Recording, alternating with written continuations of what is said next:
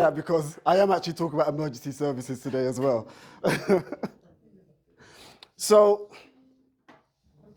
I want to talk just a little bit firstly about my life, my journey, my adventures, and how I got to where I am. But fundamentally, what I'm talking about today is not really about me. It's about my experiences, my findings, and my contribution, and also how we can all contribute together as well and just make our lives and the world around us a better place. Can we do that today? Yes? Yeah. Okay. So I'm going to definitely want you to participate because I don't do boring. It's against my religion. Yeah. Okay. So let me just break down a little bit about myself from a young age.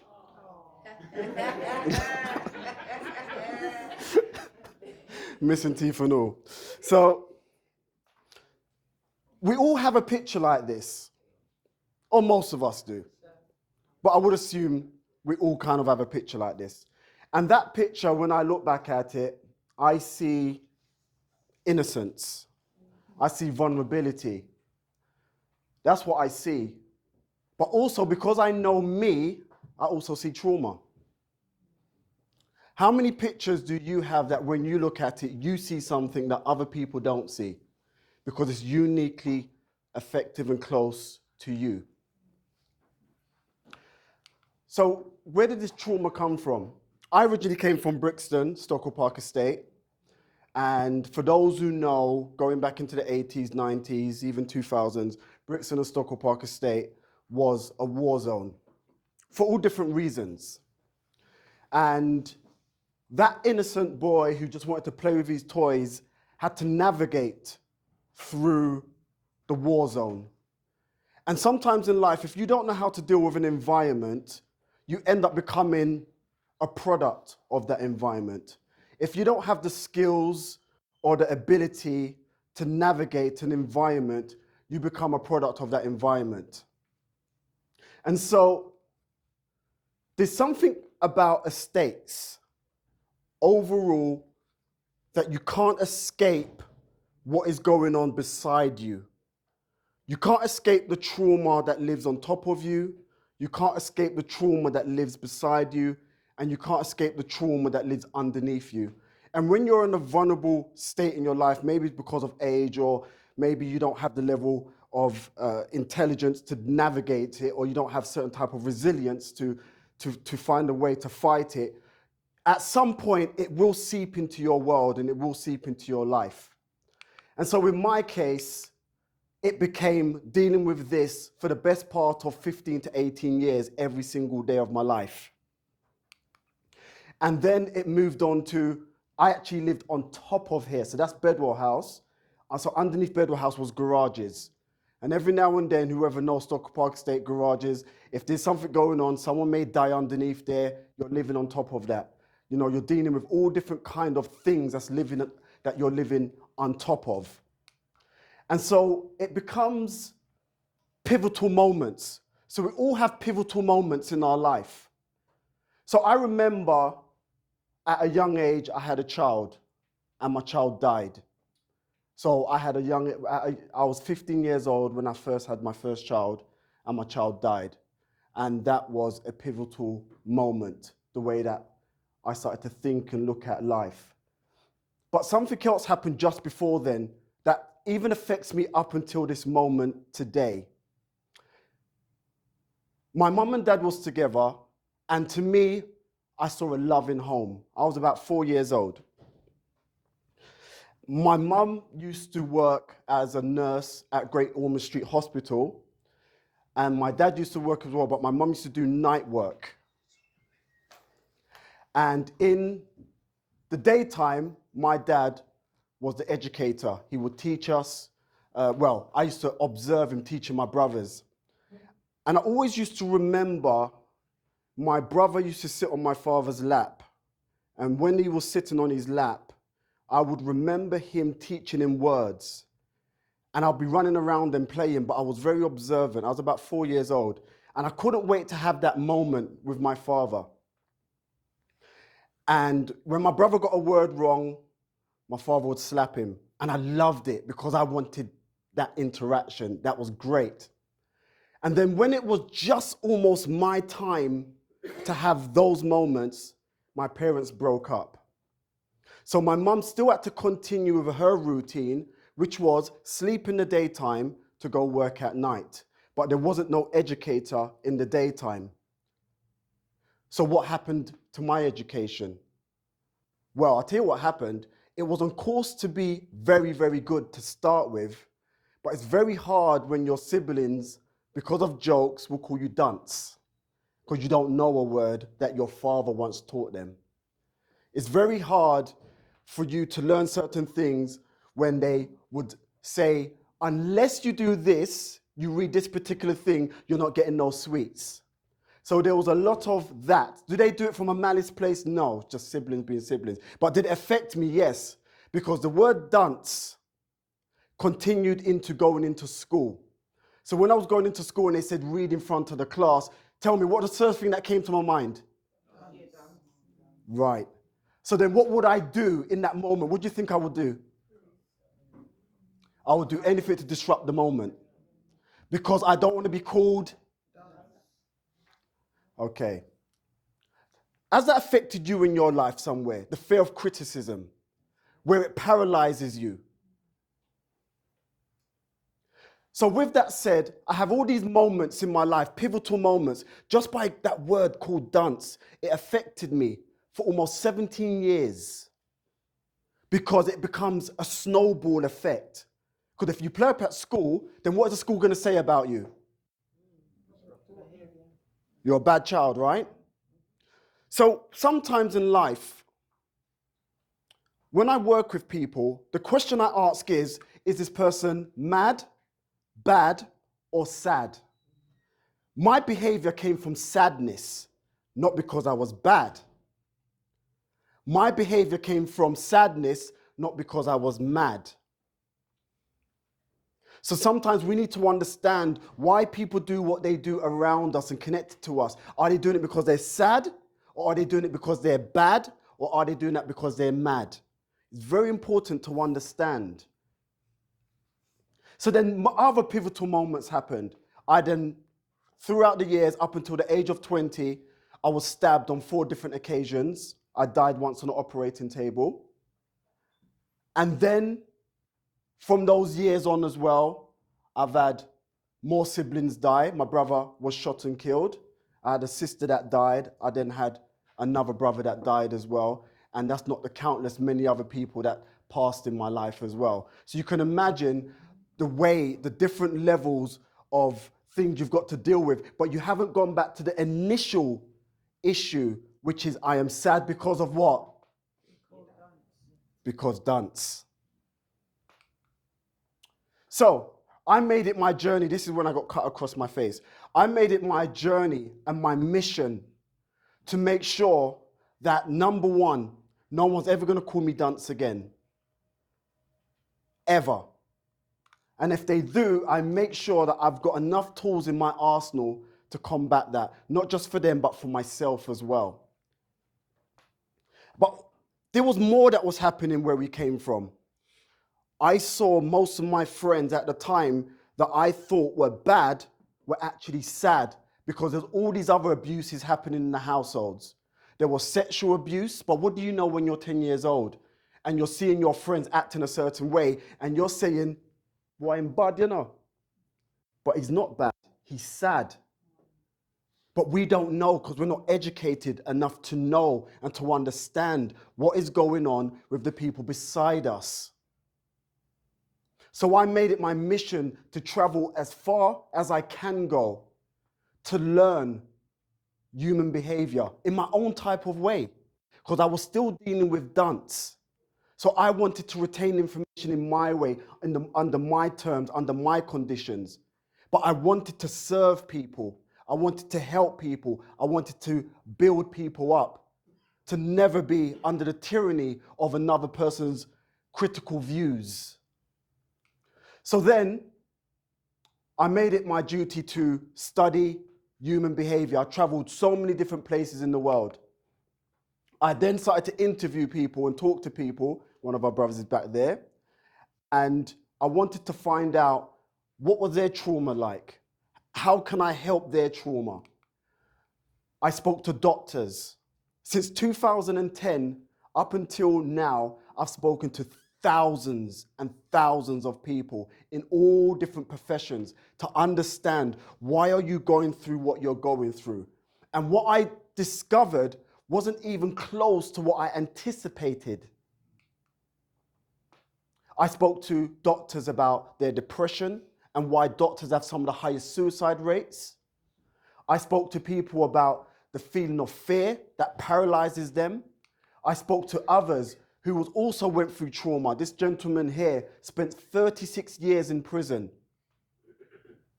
all because he was abused as a child and people saw him as bad. So they kept on moving him from one home to another, but he was really sad. And so he just went from one place to another until he was locked away for 36 years. Spoke to all different types of people. Big Nasty there, really wears a top. And also, I spoke to people who had suicidal ideation and suicidal tendencies. And I spent thousands of hours reading books, talking to people, learning people, and in the process, understanding myself. And so many places, I've done so many different talks now. I've done so many different workshops. You know, I've done outreach work in America, different parts of America. That's Brooklyn there, Vegas. This man right here was a multi-millionaire. He went to Vegas, and when he went to Vegas, he was going through a depression. He was depressed, so he thought, let me go to Vegas to try and just get rid of that depression. Let me have some fun times. And he lost all of his millions in Vegas, and now he lives underneath the Vegas Strip. This is what happens when you don't have a support system around you, and it's even worse sometimes. You've got the money where it's not controlled and contained. I also have done so many different workshops. Thank you to Keith, by the way, and CK. I've done talks to some amazing people. Oliver's introduced me to amazing people. I've also sat down with different tribes and looked at conflict resolutions, etc. So I've traveled to so many places around the world. I've sat down with MPs and politicians in different countries, and I've worked with companies and organizations. This all stems from Dunce. So then I created a book, and the book was a collection. No problem, come in. It's perfectly fine. Everyone can hear you anyway.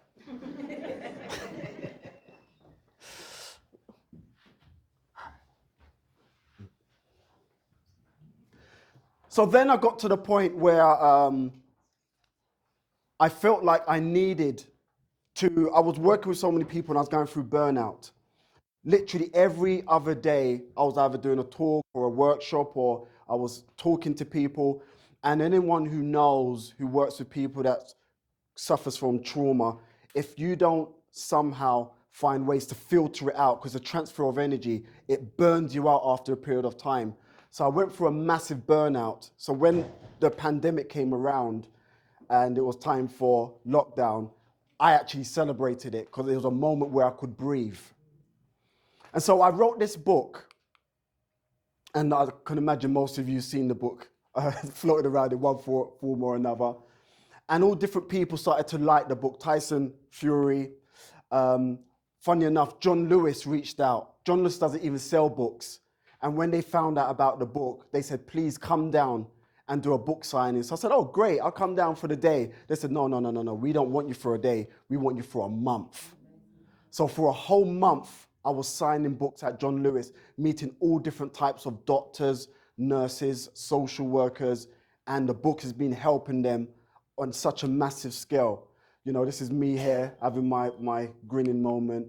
And the queue lining up sometimes just for book signings was absolutely phenomenal. I managed to, all different type of celebrities and stuff started to reach out, and it's just been such a great experience. So, and then BBC reached out to me, and the BBC said, listen, we've seen your book and we've heard about your book. Please come down, we want to interview you. And so there was no plan here. There was just a desire to help build and empower as much people as possible. So, the social worker magazine then said that some of their social workers was reading the book and they identified what was going on with them as social workers. And they said it's helped their social workers so much that they featured the book twice in their social workers magazine that goes out to all their social workers. And they actually put me on the front cover for one of them to just celebrate and say thank you for looking out for the social workers, because as they stated here, who really helps the helpline when the helpline needs help.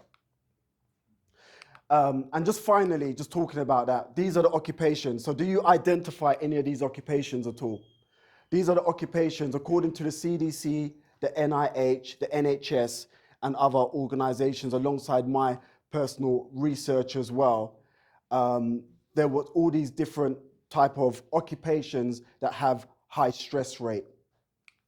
There's also occupations there that have high depression rates. Does anyone recognize any of their occupations there at all? Hands up. Anyone recognize? Yeah? You recognize? You recognize? Okay. And then, which was the first one that I actually came across, which was very, very interesting, it was occupations that had the highest suicide rates. And surgeons and doctors were pretty much at the top. And I talk about it in the book as well. And what was very interesting is where we come from in Brixton, people acquainted titles to happiness and success. But actually, when I went out into the world, it was the titles that was causing people to have high depression rates. It was very, very interesting, because when you're a surgeon, you're led by your title. No one cares about how you feel. People want to know you want to get the work done. And there was something that was very interesting that I came across in America. Surgeons, if they would share, and anesthetists as well, if they would share that they are going through some form of trauma, they could lose their license. So what they then used to do is go from one state to another, paying for therapy. But they would never share the fact that they were the ones that's going through therapy. So they would suffer in silence to the point of suicide. So what's more important to you? Your title, or the fact that you're a living individual who needs to connect with people, who needs to love, and needs to be understood? Since 2010, looking at our analytics, I've now, in one form or another, has helped 1.2 million people globally. So the mission now is to get 10 million people in the next year or two, because we're now creating an app that's going to now help people that are suffering in silence. Because once upon a time, I was that young boy that was suffering in silence. Okay, enough about me.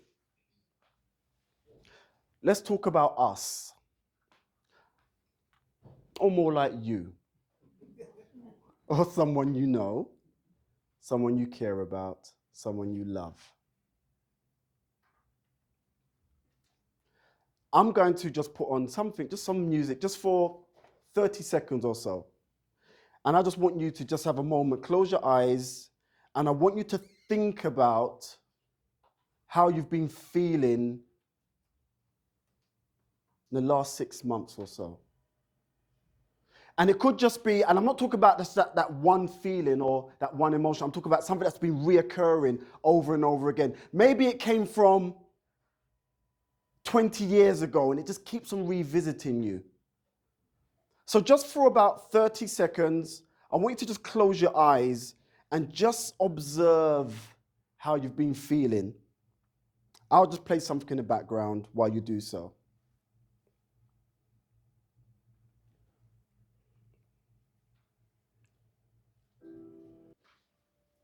Who's been feeling rejected? So that means you all have feelings and emotions. You are human. I should do this in a room of aliens and see what happens. You can work them out. It'd be like a Men in Black thing. Okay, So, why do I ask that? These are the feelings and emotions that you go through.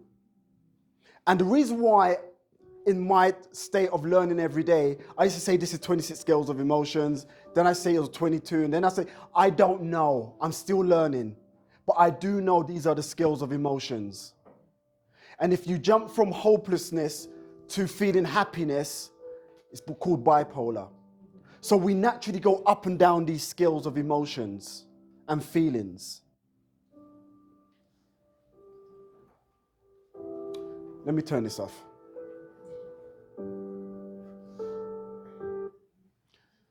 Okay, so why did I ask you that? Because the first stage of our growth and understanding people is to know what exists and what doesn't exist. What is happening within us, what is happening around us, and what is happening to us. This part here is a bit challenging for me because there's different religions here. Some people are non-believers. So I do understand the complexity when it comes to people's beliefs. I believe in God. I believe in Jesus Christ. That's who I believe in. This is my belief, and it's personal to me, and I enjoy it, and I love it, and I live there. So let's call higher power. Yeah? So here's my contribution. Here's my belief. I believe that there's a higher source, a higher power. And that source, we all derive from, we all come from this source. I call that source God for me. I also believe that we're all made out of atoms. Well, it doesn't need to be my belief. We're all made out of atoms. Everything is made out of atoms. So I believe that higher power is atoms. I believe we all come from that overall. And inside of an atom, you have protons, you have neutrons, and you have electrons. And there's other constituents as well. There's photons, and you could talk about quarks and all of that overall. And when you go down the path of a proton state, when I'm talking and working with people, I started to see that there was people that had that belief system and they lived in that way. They had a spiritual consciousness of love. And I call it a consciousness because they normally say in life, you cannot love someone until you love yourself. Have you heard that saying before? Say yes. Yes. Okay. So where does that come from? Because we have two loves now, right? One in capital letters and a lowercase love. So how can you be in this place of love if you're not in that place of love? But furthermore, how can you be in a place of happiness, passion, or joy if it doesn't come from this place here? Do you understand what I'm saying? Does that make sense? No? Yes? Okay. But something interesting. So when I was talking to people and I was interviewing people and I was observing people and observing my life, over the course of 13, 14 years, I started to see that people were controlled by this air. Did I just press something I should have never pressed? Okay, let's get it back. Let's see if we could get this one back. Oops. Okay, let's see what's going on here.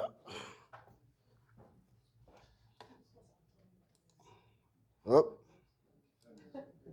We back? Okay. So, no problem. So what I realized controlled people more than anything was entities.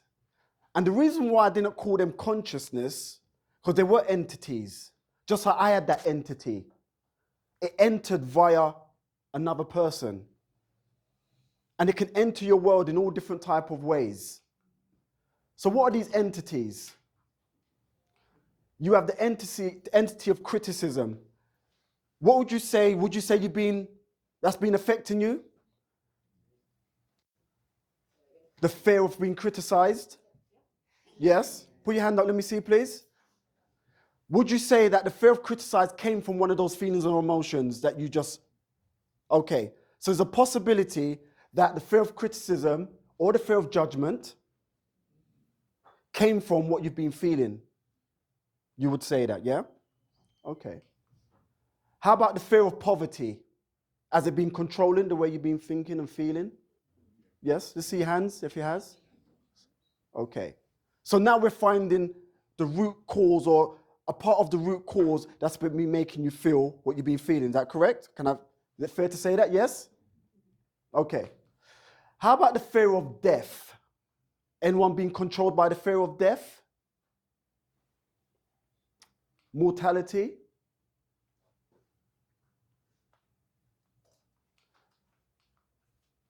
How about the fear of losing a loved one? Every day I look at my mother, 84 years old, my heart beats just that bit more.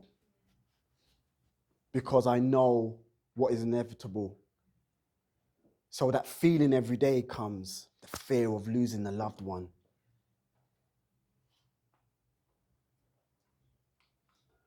Then you have the fear of ill health. Has anyone been struggling with that fear of ill health?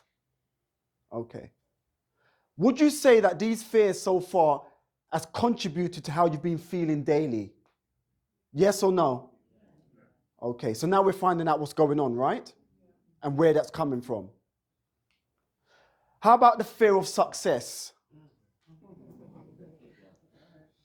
I had a massive fear of success. And the fear of success I had was the fear of being exposed for dunce. So then there will be self-sabotaging happening. Who's been self-sabotaging in the last 6 months to a year at least? Look at that, look around, you see that?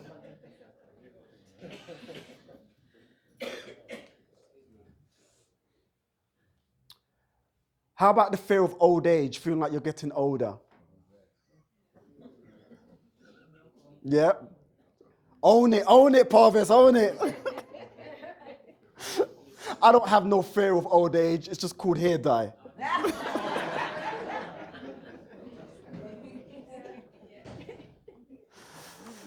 And then you have the fear of failure. Who's been fearing the fear of failure? The fear of failure is connected to so much. Maybe losing a loved one. Maybe your partner would never love you if you lose, not win. Maybe people see you as a failure within your culture. You can see a lot of times culturally where the fear of failure really controls people. In Japan at the moment, I'm reading studies about young Chinese pupils committing suicide because they're not meeting the expectations of their family. How sad is that? The fear of failure sometimes within a culture destroys a whole culture or a generation because of it. And if you look, the writing in the background, these are kind of people that enter these types of fears into your world. I remember I had a school teacher in a school called Michael Ramsey.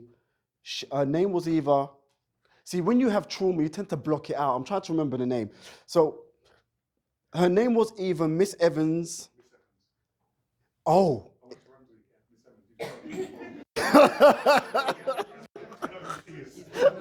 I just can't lie in that case, right? Okay. Do you know where I'm going with this? Okay. So Miss Evans was a woman who looked just like my mother. She was a Jamaican, just like my mother, but she told me every single day, you're going to fail in life. Every single day she told me, you're going to go to prison before the age of 20. Did she do the same to you as well, by any chance? I saw her nature, the opportunity she had, she squandered it. Yes. And she just chose violence for some reason. Yes. For some reason. Every single day she told me, you're going to fail. And that, I had to fight against it. But there were other people that I knew that went to the same school that it did affect, and they just didn't believe in themselves. So these entities, what I'm talking about, comes from places, trusted places. So who do you worship? Who do you give credibility to in the name of titles?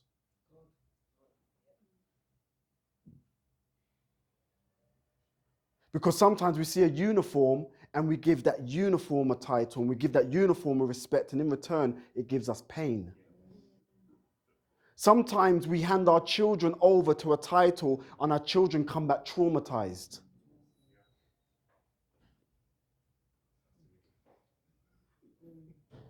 I really want you to think about, who should we celebrate in life? And who deserves respect? Is it because of a title or is it because of character?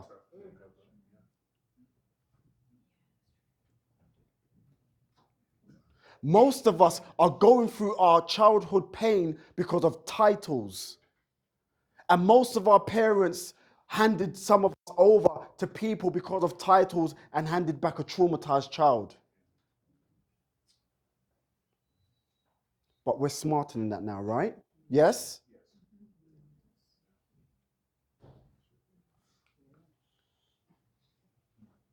So, please take a picture. What state would you choose to be in, a proton state or electron state?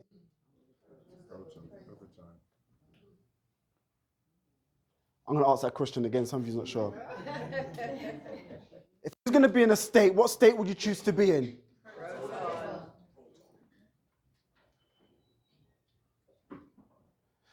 See, the neutron is in between for a reason. It keeps the two apart, but also together for order. But you can't be in two places at the same time. So you've got to choose the people in your life. Do you want them to be in a state where they give you fear and pain?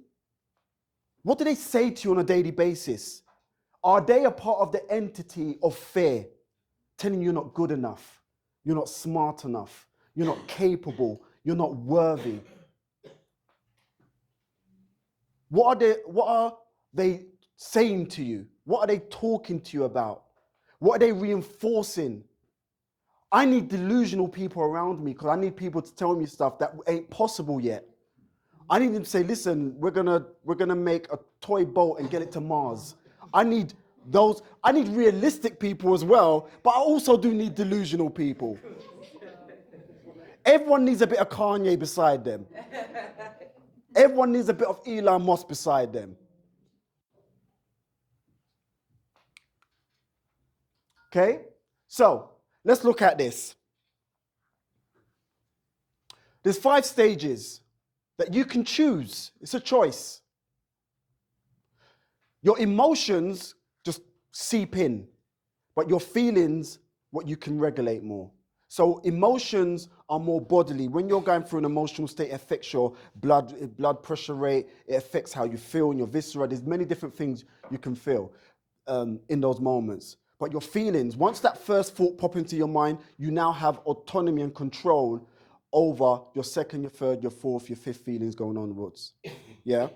So let's look at them. So stage 1 is your belief system. If you have a pen, please write these down or put it in your phone. Feel free. What is your belief system? What do you believe?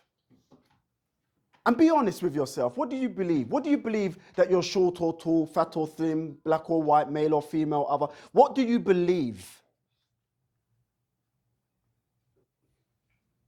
Do you believe you're good enough? Do you believe you're worthy? Do you believe you're capable?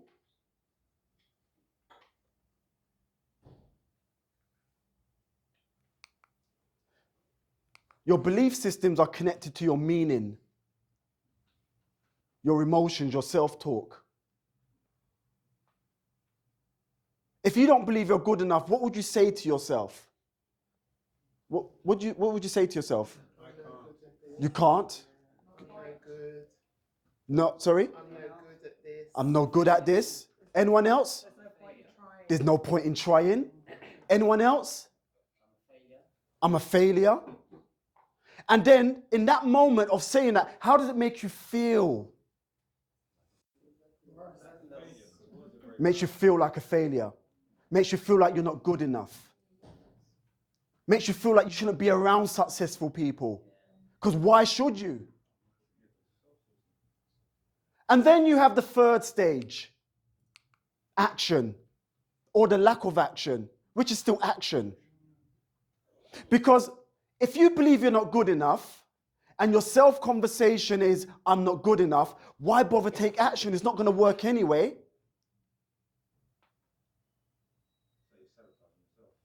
Self-sabotage. And then the fourth stage is results. You always get a result, even if you do nothing at all. It's still a result. It's a bit like a red letter coming through your door. If you choose to respond to the red letter, great. But if you don't respond to the red letter, they're still coming for you anyway because they see it as a response regardless. And it's the same thing with life and the universe. And so even when you're not participating in the universe still takes action on you. So old age, still going to get old if you isolate yourself away.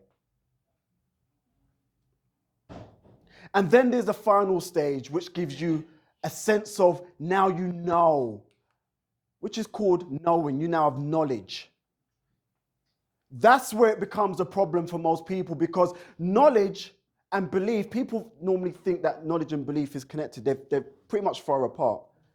Knowledge is now your fact.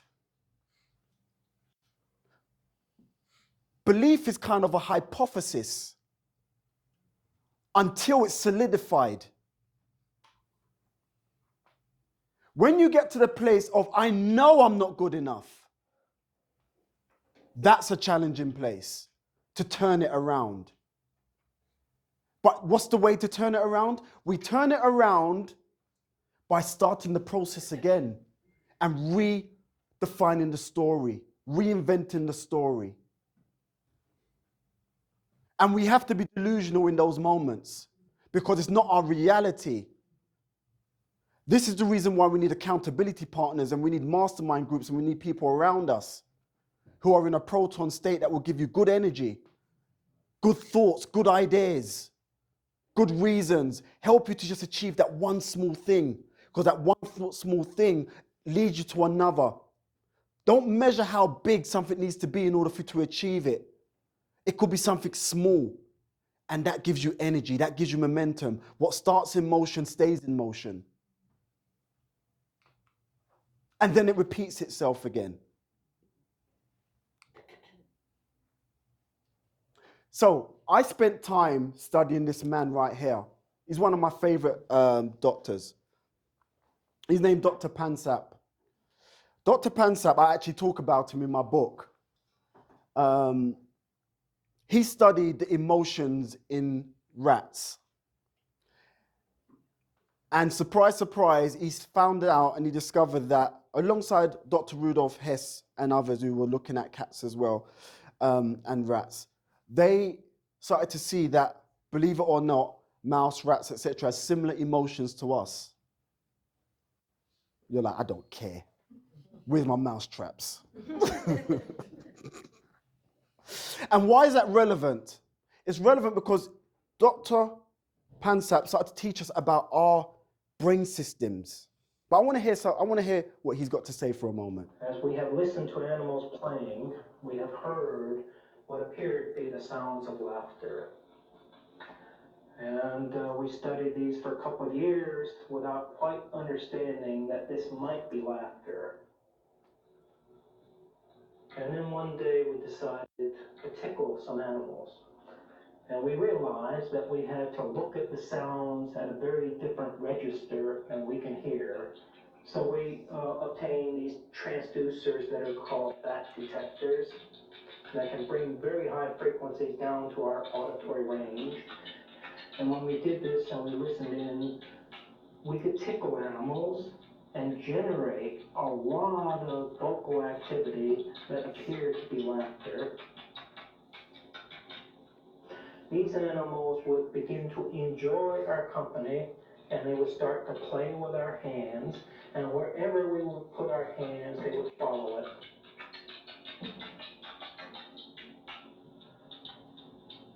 And when we tested these animals to ask whether they were enjoying this kind of activity, the unambiguous answer was yes. Okay, so why are we talking about these particular animals? Because we have something common within our brain systems. So let's look into that. According to Dr. Pansap and others, there are 7 primal emotional systems in our brain. You have the seeking system. So the seeking system is about enthusiasm. Like, we need to find ways, and the reason why I'm talking to you about this here, we need to find ways in order for us to get to a place of excellence in our lives and happiness and growth and prosperity. So we need to understand what the systems are in our brain and what's controlling us. Why is it we're not having that breakthrough? Why is it that we don't believe we're good enough or smart enough or worthy? So number 1 is the seeking system. The seeking system really looks at enthusiasm. The next one is the rage and anger system. We spoke about that, we covered that. The next system is the fear system. Number 4 is the lust system. You can guess what the lust system is, right? Mm-hmm. You got a vague idea. How many children do you have?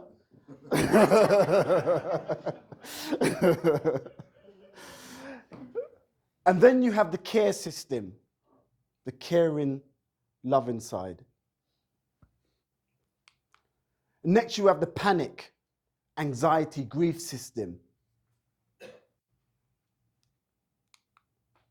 And then finally, you have the play system.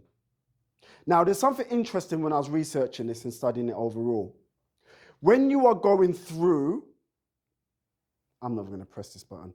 When you are going through fear or panic or grief, there's something that was happening in the brain. There's something that happens. It actually suppresses the seeking system.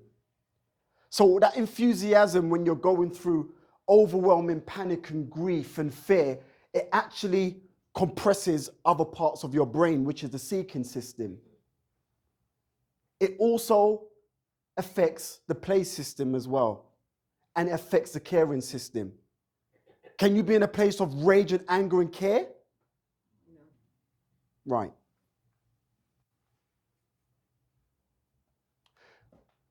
If you could look at one of these right now, what would you say that's been recurring within your life? Which one? Give it a number. Let's hear it. After 3. 1, 2, 3. 3. 2, 3.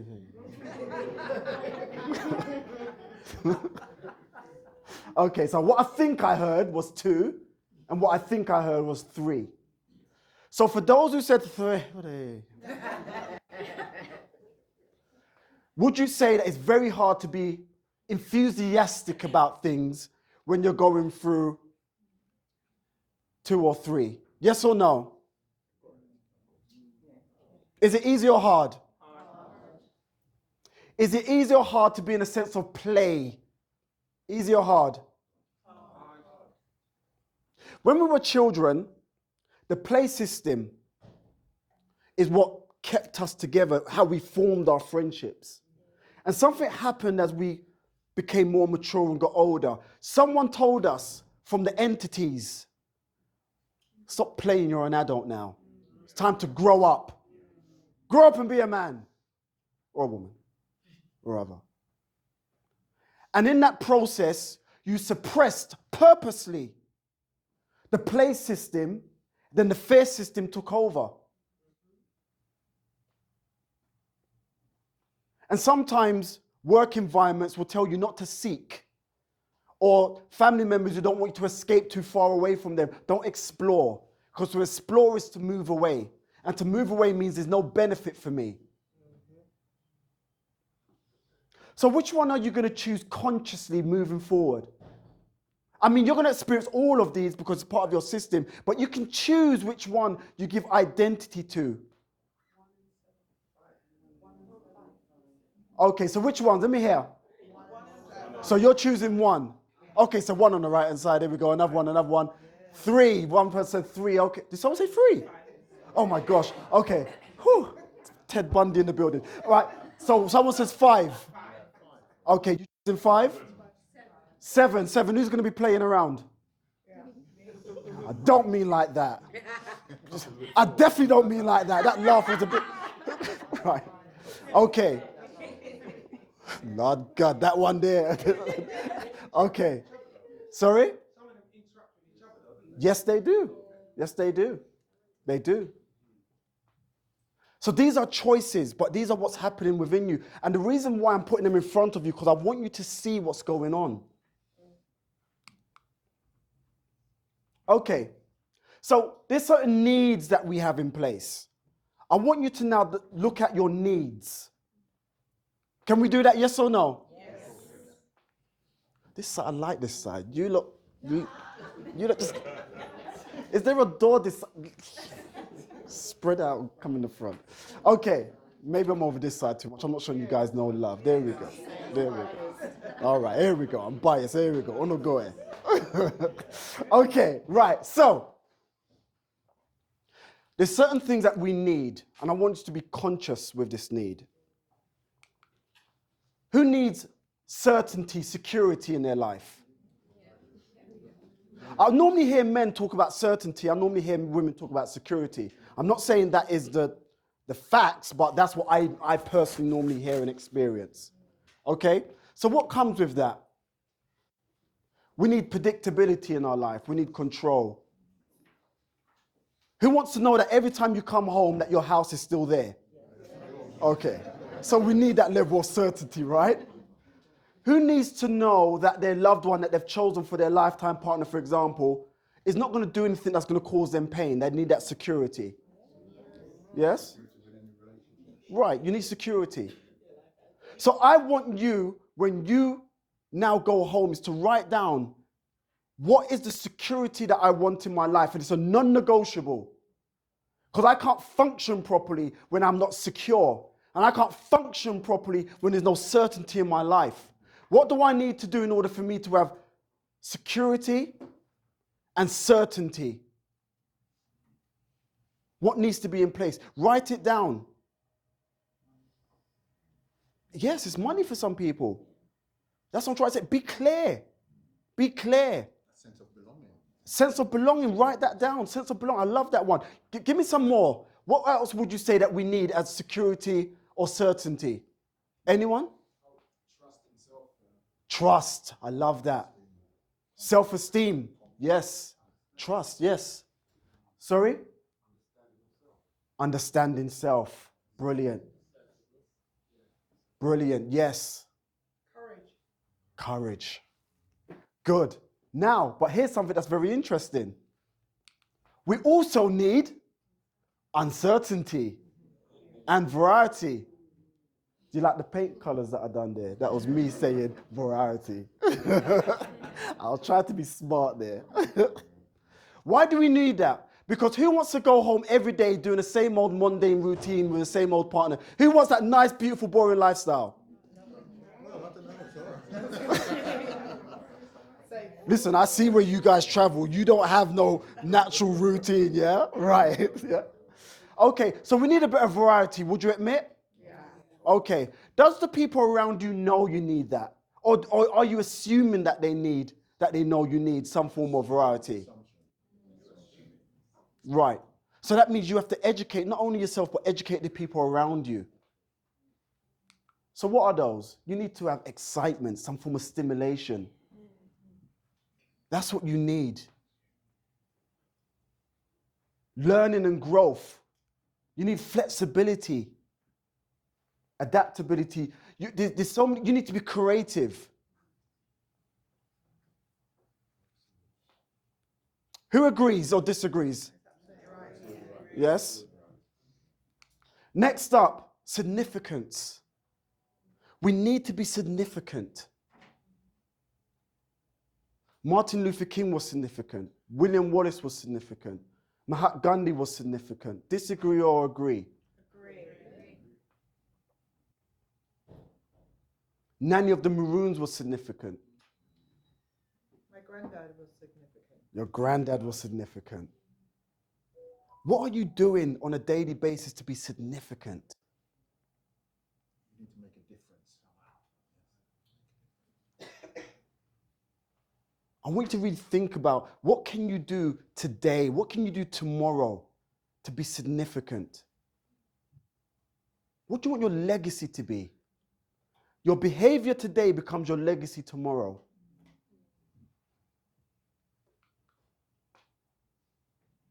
And that's what significance looks like. Purpose. Your significance is connected to your purpose. Self-worth, recognition, impact, belonging, motivation, resilience, legacy, as I said before, inspiration and influence. Next up is love. All I need is love, love. Does anyone know that song? Love is all I need.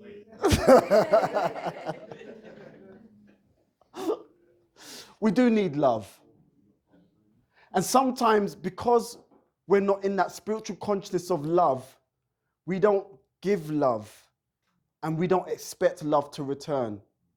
And so we live in this place of brokenness, observing the world, loving, but don't think that in that space of loving, we deserve to be there. And so we sabotage relationships. We sabotage anyone that gets close to us because love means pain and pain means disappointment and disappointment means I'm not good enough. And then next you have growth. What are you doing to grow every day? What I mean, coming here is a good sign of thank you. Yeah. But this is a good sign. What are you doing every day that is connected to growth? Because growth makes you actually happy, gives you fulfillment, gives you purpose, self-worth. Anyone else? Clarity. What else? Anyone else? Yes. They're all connected. Next one is contribution.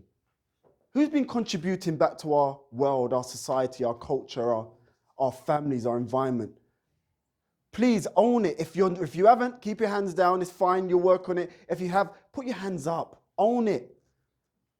I don't own your arms. You own your arms. Own it. Brilliant. So contribution. We need to contribute. Every living organism contributes. That is connected to real nature, true nature. What did the bees do? What did the ants do? Birds. There's all contribution going on. You'll discover your purpose in your contribution. You'll discover your happiness in your contribution. You'll discover your significance in your contribution. You'll discover your lifelong friends in your contribution. You'll discover your husband or your wife in your contribution. Because people are attracted to people who contribute. Now, you have to filter out those people, but people nevertheless. Footballers contribute to people's entertainment. So you have 22 players enjoying life while thousands, maybe millions of people are watching them, contributing to their entertainment, but they're living their dreams. You can live your dreams and contribute back to the world at the exact same time. You don't always need to be in the stands. Sometimes get on the pitch, feel the grass, enjoy the ball, whatever that ball is in your world. Score the goals. If you don't shoot, you don't score. Too many people are scared to shoot because they're scared of being criticized. But in the process of being scared of criticism, they've got 0 goals on their name. Do you know how to love the people around you? Do you truly know? How about, do you know how you want to be loved?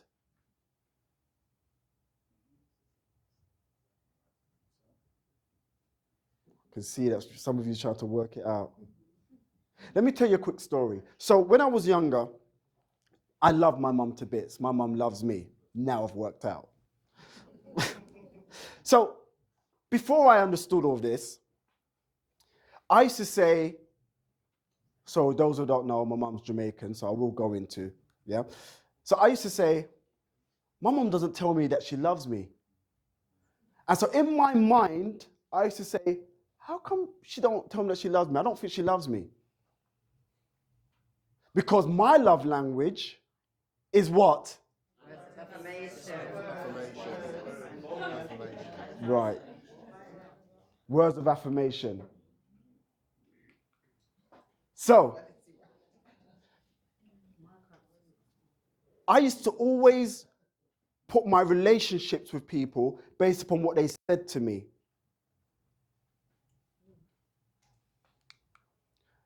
But my mum's love language was...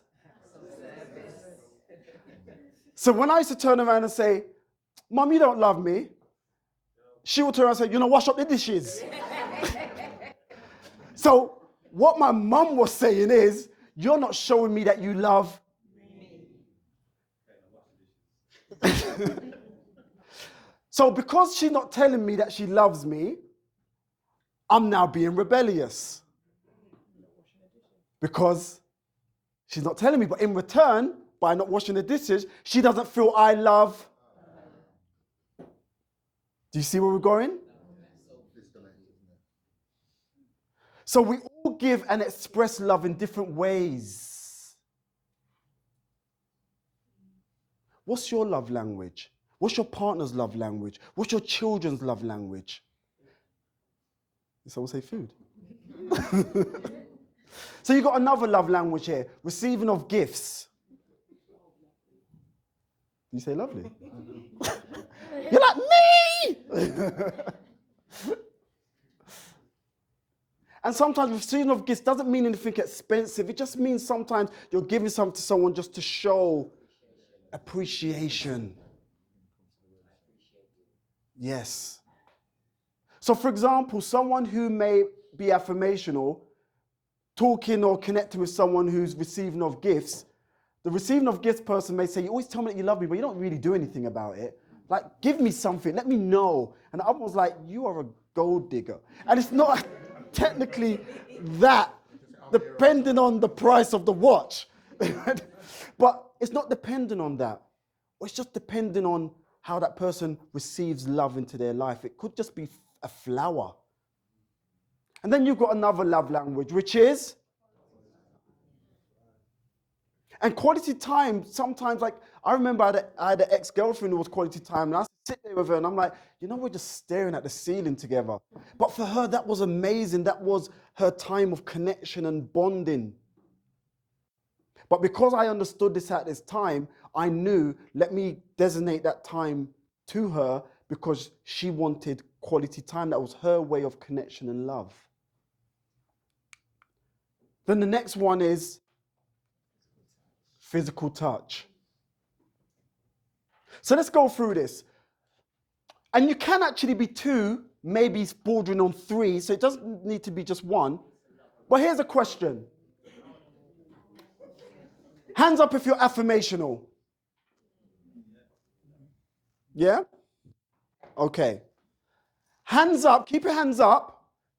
Second, keep your hands up if you told your partner or your loved ones that you're affirmational, you like to be loved that way. Right. Okay, so the hands has kind of gone down a bit. Right, okay. So that means you have to now train the people how to love you. Hands up if you're acts of service. You just like to serve people. You like to do things for people. Okay, brilliant. Keep your hands up if you've taught and trained the people around you that this is how you like to be loved. Hands have come down, so we've got 1, 2. Is that 2.5? Okay, right, okay. Okay, right. Okay, hands up if you're receiving of gifts. That is so interesting. Only women. This is interesting. Okay. No, you've told people that you're definitely receiving of gifts. Keep your hands up if you've told the people around you are receiving of gifts. That's the way you receive love. Okay, so we're down to 2. That's interesting. We actually replace receiving of gifts into something, because people may perceive this that, yeah, we want golden watches. No, I don't want Sorry, to To receive back the service. the service. That's my gift. That's my gift. So that will be like, have we gone again? Oops. This is how I show love. Yes, yes. By acts of Oops. service. Have we gone off? Sorry, go ahead. Sorry, I don't know what's happened. Oh. Don't know. I'm not sure. Is it just turned back on? All right, maybe. I'm not going to touch anything. Go ahead, sorry. I'll listen to you in the meantime while this, hopefully, oh, I know what I think I should do. Give me a second. Oops, I learned this earlier. Nope. Oh, did we hear something? Oh, that was the off button. There's two sounds. That sounded like the one that goes off. There we go, here we go, here we go. You don't sound like football supporters, hey!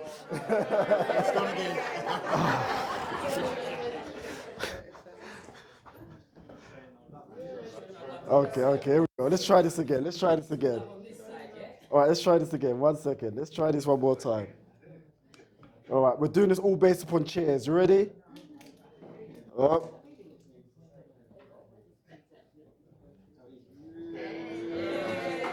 Don't touch. Don't touch. Don't even stamp. Okay, so you can actually be 2 or 3 of those, or it's not just defined one. But the reason why I'm showing you this is, see, if you notice the stages, the first stage that we've been talking about is just to get to understand what we're going through. The second part of our conversation today is about understanding where it's coming from, the entities. The next part is about understanding how we can love and receive love. Okay? So, it took time out doing these graphics, by the way. Just letting you guys know, I'm putting it out there, okay? And the earth spins. Okay, so, this is what here's my assignment for you all. Some of you's already exercising some of these, and some will not. Okay, so I want you to work on building your dreams. Do you remember what emotion, what brain system emotion is connected to building your dreams? Seeking. Yes, the seeking system gives you enthusiasm. Go out there, experience things to build your dreams. Because now what we're doing right here is training your brain consciously to make decisions. Good decisions that's going to benefit you and help you grow. The next one is to exercise. It helps the play system, obviously it helps your body, it helps your mood. We know that already, there's so much studies that points at it, and clearly, you know. The next one is to rest. I'm such a hypocrite here, but to get as much sleep as possible, because your body needs to rejuvenate, your brain needs to rejuvenate, and it's connected to your moods as well. Who wakes up in a bad mood sometimes because they're tired? Yeah? For me, it's called the last 7 days.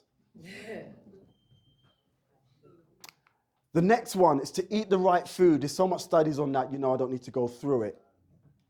Yes, you agree? Yes?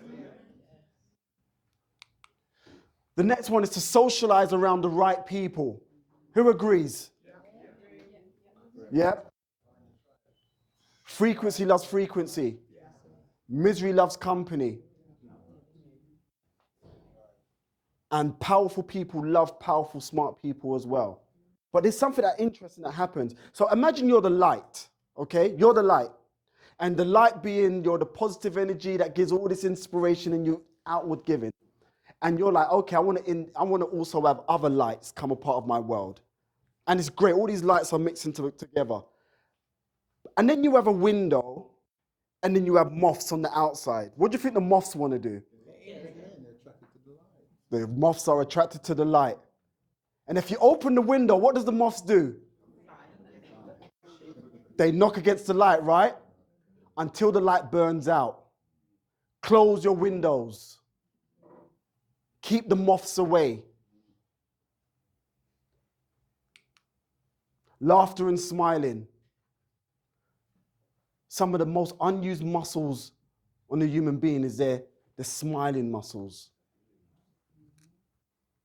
Find a reason to smile. It's not that bad. No, truly, it's not that bad. Or, alternatively, you can go to the cemetery and ask for a trade. They will happily trade in return.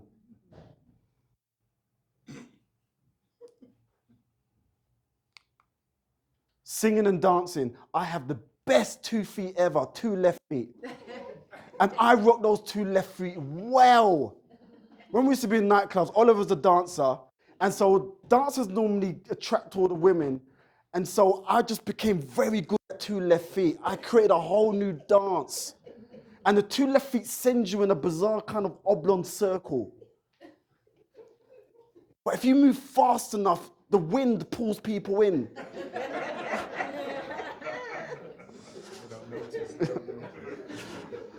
You know, Oliver's got all the locks and all of that kind of stuff. And I'm just very good at moving and pace. And if you move fast enough. Yeah, back in the day. So just enjoy yourself. Because people only enjoy you when you enjoy yourself. No one ain't going to come into your world and say, I'm going to find enjoyment where enjoyment doesn't live. You attract people when you are attractive to yourself. Rock those 2 left feet. Okay, listen to the right music. It's so important. Music will control your mood. Music will control the way you look at your world, will look at people. I am ruthless when it comes to what comes into my intake. I control that around me, what I listen to. I remember we used to do an event called Chilling in the Fridge nightclub in Brixton. Anyone used to go to Chilling, by the way? No. Yeah, it was under 18s in all fairness, and you guys are older than me. So that was my dig back. So what we noticed, it was very interesting. Every time we used to put some, like at the time it was Onyx playing. Every time we used to put Onyx on as the last tunes and Chilling, there was guaranteed a fight at the end of it. Every single one, there was a fight. And after about a year, and by the way, let me just tell you who was at Chilling. Puffy came to perform, 112, Casey Jojo, Brandy. Every single month, a celebrity came down and performed. And we was the best on the planet at persuading celebrities to perform without paying them. But that's another conversation. Yep, okay. Yep. Okay, so it's important that you create those things. Okay, watching the right stuff on TV. So we're going to start speeding up a little, and then we'll have 5 minutes of Q&A. Doing long walks, so important. Please take these pictures, because this is what you're assigned to do. Gathering experiences. I want you to gather experiences, which is connected to enthusiasm once again. Window shopping. For some people, that's kind of painful. For others, it's amazing. I love going to look at yachts and boats and houses and all those kind of things. It just inspires me to want to do more and be more. And also, you meet a certain type of people when you go to, yacht exhibitions, etc. Yeah? Reading and studying, connected once again to your growth, which then connects to your contribution. Spells. Be careful what you say out loud, because every spelling, every word is a spell that you're casting. Vibrational colors. Learn your colors. Know your colors. Your colors will affect you and affect the people around you. Meditation, prayer, faith. I noticed people that wasn't so suicidal, they had those in place. I realized they prayed a lot. They used to meditate. And the people that were more suicidal from my studies of 10 years talking to people, they were the ones that didn't meditate. They didn't pray. They didn't normally have faith. It was interesting. Pampering. Take time out to pamper yourself. People want to treat you the way you treat yourself. Swimming. Take time out to swim. Okay, massages. I'm just going to race through these. Diet. Okay. Oh. Let's see if we get. I didn't know we can close the curtains. Okay. Okay. Back to nighttime. Take those pictures, please. Take those pictures. I can open the curtains, yeah? Let there be light. Thank you very much, everyone. I'm so happy you came down. If we've got 5 minutes, I believe, of Q&A, is it? Yeah. 5 minutes. And we could turn the lights on, yeah? Okay, let me try and turn the lights on. Thank you very much.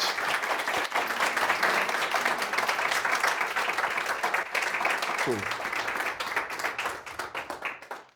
Okay, so any questions very quickly before we wrap up? Any questions at all? Yes. Oh, 2 people. Okay, yeah. Yeah, so what wakes you up in the morning? My desire to serve. It's funny, as you mature, I think you get old and then you mature. I think there's maturity and age. People get old, they just get old. They don't change their ways. People mature, they start to learn that the more they mature, their life is about servitude. And I love to serve people. So I'm working on this app at the moment called the Life Board to help at least 10 million people globally. I wake up every morning for that because I know it's going to be something amazing in the world. Thanks. Another question? Yeah. You know, I admire about you, Kevin, that when the traumas are built in your life, Mm-hmm. and how you articulate yourself coming from where we come from, Mm-hmm. and express it in such a way that it shows, even me, I get fearful when I look at you, yeah, and I know you most of my life, Mm-hmm. yeah, and I get fearful how you articulate and express yourself about the traumas and the fears. And a lot of us do that still, right? But it makes me have a hope when I look at you and see how you do this for people. Thank you. I appreciate that. Thank you. Thank you.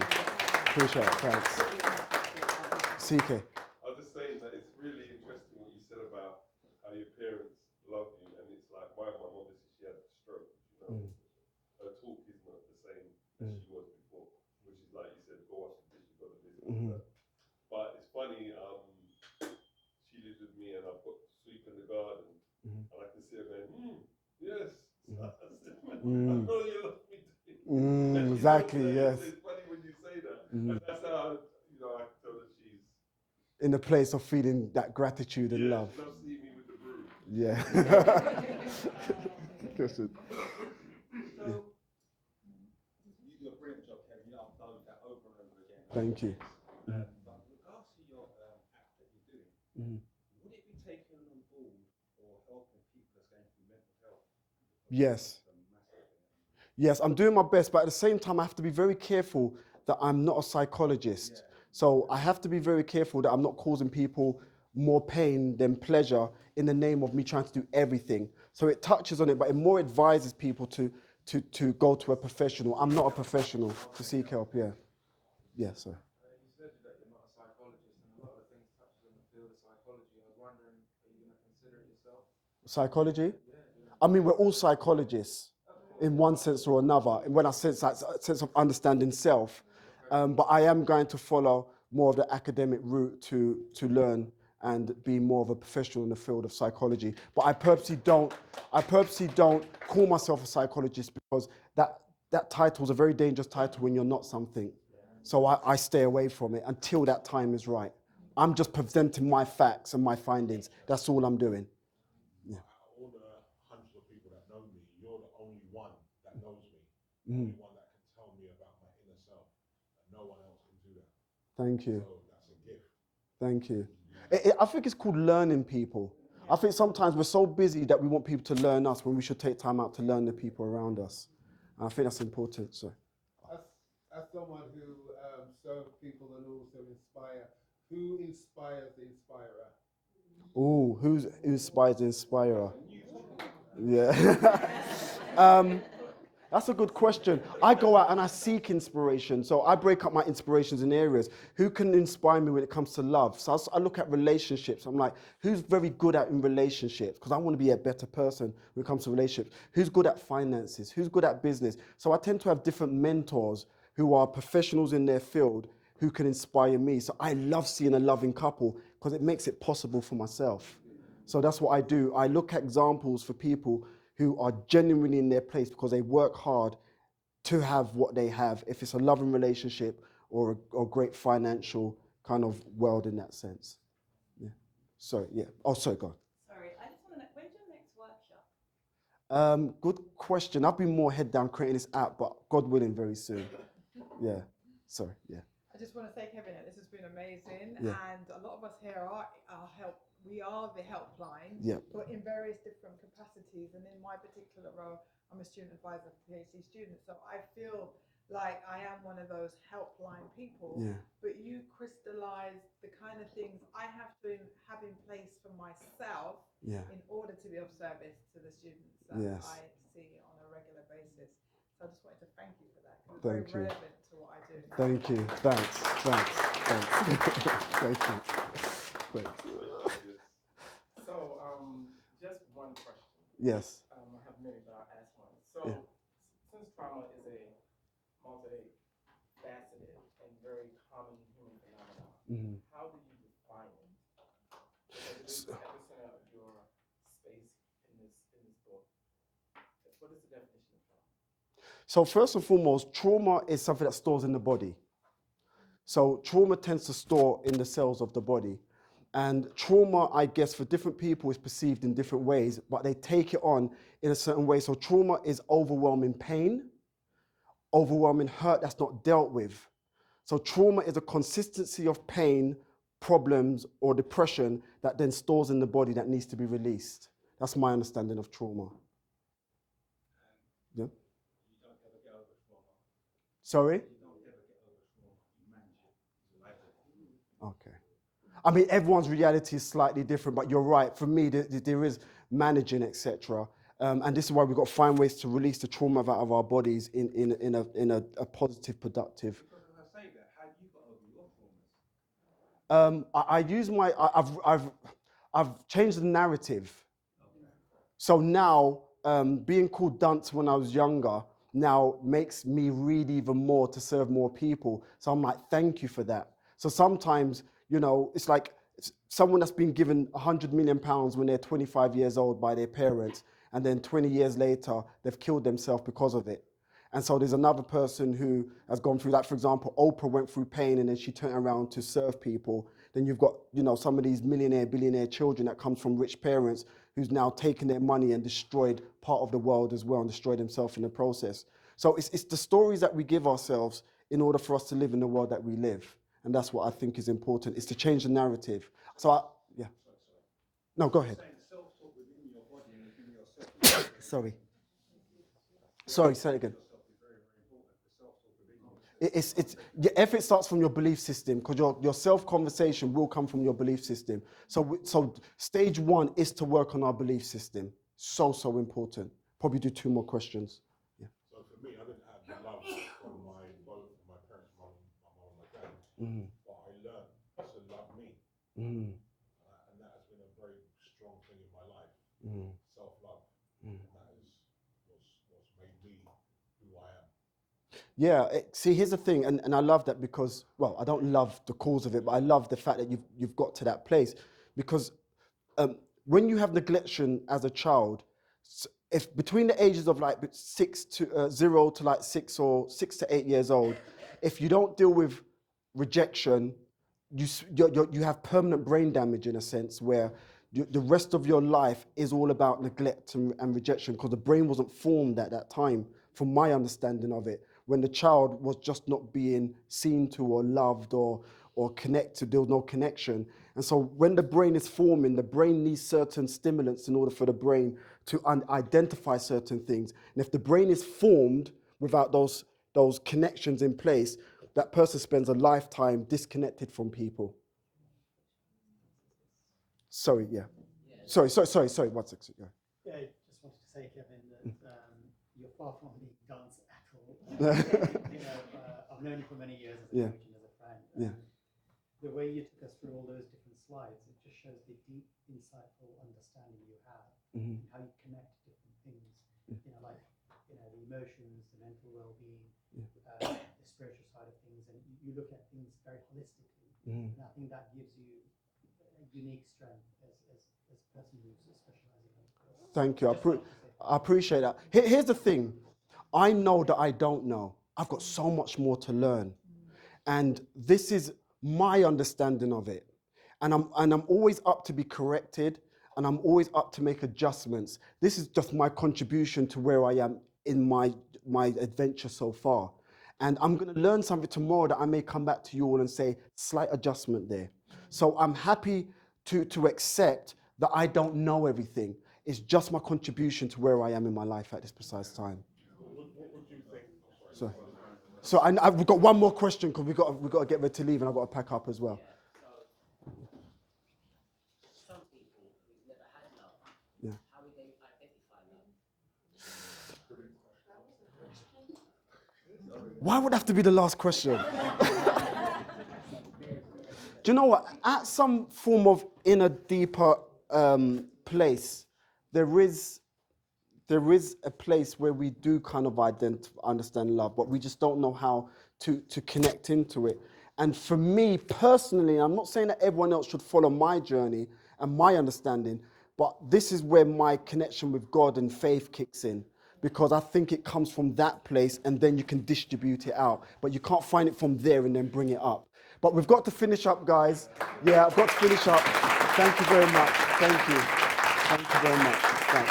Oh, by the way, if you want one of the books, we've got the books. We'll bring it outside. I could do your signed copy now if you're interested in